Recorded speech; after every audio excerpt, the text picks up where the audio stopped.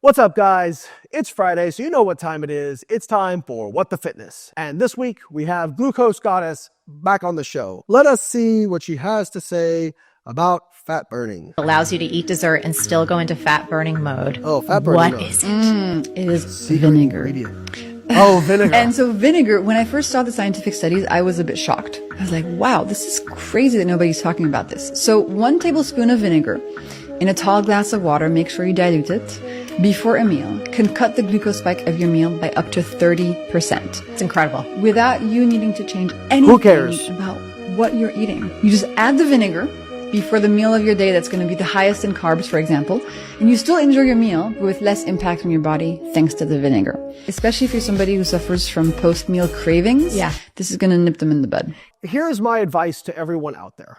I want you to add a tablespoon of vinegar to every meal, and you let me know how much weight you lose without changing anything. I am not going to hold my breath. The idea that it decreases a glucose spike 30%, this is her big thing. She's like, you gotta decrease the glucose spikes. Her first videos that came out were all about food order, and you want to eat vegetables and protein first and starches later because it blunts the glucose response, and that's going to help you lose more fat, burn more fat, because you have less post-meal glucose. That was based on a short-term acute study of just a few hours, and when they did a, wait for it, human randomized control trial from the same lab for, I believe, 16 weeks, they saw no differences between the groups. Short-term changes in blood glucose do not drive really much. And in fact, even if you blunt the blood glucose response, so look at the food order study, what tends to happen, if you look at the actual table from that study, the group that had the bigger rise, the faster rise in glucose, it had come back down by 3 hours and was back to baseline. But the group that had the blunted response, it was coming down, but it was not back to baseline.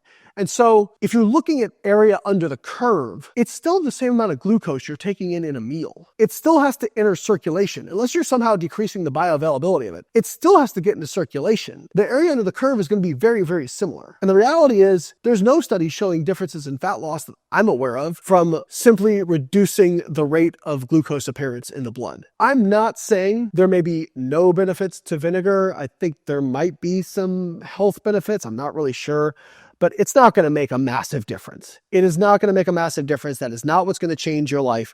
What's going to change your life is being consistent with your nutrition and training. That is what's going to change your life. Food order, hey, if you want to eat protein and vegetables first, I think that's fine. But I think it's more beneficial in terms of a satiety perspective. If you eat those first, you're not going to be as hungry and maybe less likely to overeat on starchy carbohydrates. And that can be a benefit. Now, guys, if you have trouble kind of sorting through all this stuff, this is why we offer BioLayne coaching from expert coaches that are excellent, that I handpicked, help train in my methods. All right, guys, hope you liked the video, and I'll catch you guys next week.